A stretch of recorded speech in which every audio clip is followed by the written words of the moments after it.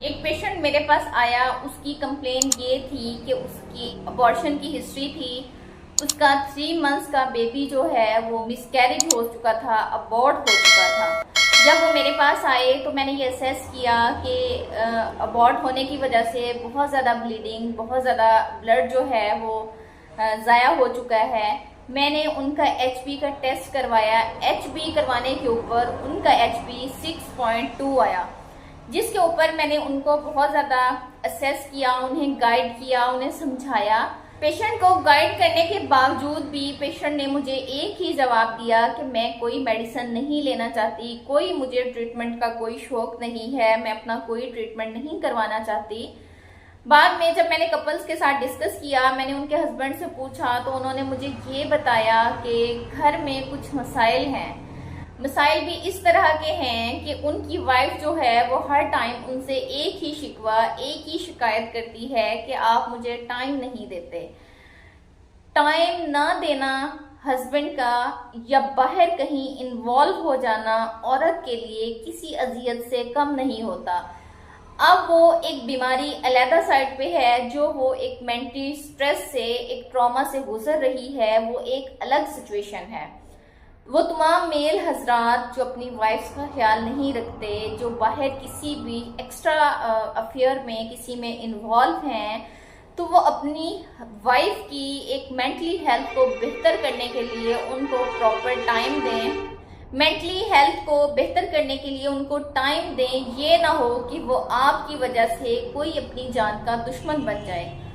अब उस female patient को सिर्फ अपने हस्बैंड के साथ यही जिद है कि मैं कोई मेडिसिन नहीं खाऊंगी।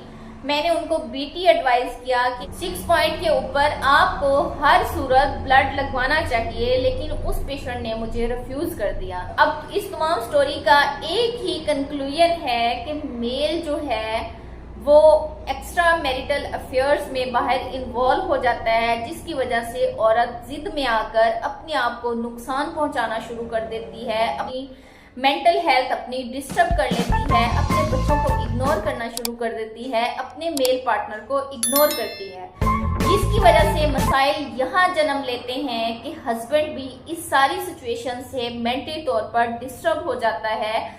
और फिर वो इस तरह से वो एक दूसरे के साथ जब कंपैटिबल नहीं होते तो इस तरह के जो रिलेशनशिप्स होते हैं वो फिर एक अलहदगी की तरफ चले जाते हैं। आप तमाम लोगों से मेरी ये गुजारिश है कि आप मेल पार्टनर हैं या फीमेल पार्टनर हैं, आप अपना ख्याल लाजमी रखें, एक दूसरे का साथ दें। जिंदगी में इंसान की बहुत सारी मुसीबतें होती हैं, बहुत सारे मसाइल होते हैं, दुनियादारी एक अलग साइड पे है, लेकिन जब तक मेल अपने घर ना जाए उसे भी अपनी वाइफ के बगैर, अपने बच्चों के बगैर सुकून नहीं मिलता। तो खुदारा ऐसी तमाम खवातीन अपने हस्बैंड का सुकून बने, और तमाम ऐसे हस्बैंड्स को चाहिए कि अपनी बीवी के लिए सुकून का बायस बने। वो जैसे चाहती हैं उनको वैसे प्रॉपर टाइम दिया जाए। अगर वो थोड़ा सा उनको केयर देकर, मोहब्बत देकर, तवज्जो देकर उसको मेंटली ट्रॉमा से निकाल सकते हैं तो ये सबसे अच्छी बात है। तो तमाम पार्टनर से मेरी रिक्वेस्ट है कि अपने पार्टनर का खास ख्याल रखें, एक दूसरे को समझें, एक दूसरे के साथ कोऑपरेट करें। जिंदगी में बहुत सारे मामला ऐसे होते हैं जिसके ऊपर स्टेप बाय स्टेप दोनों पार्टनर्स ने चलना होता है।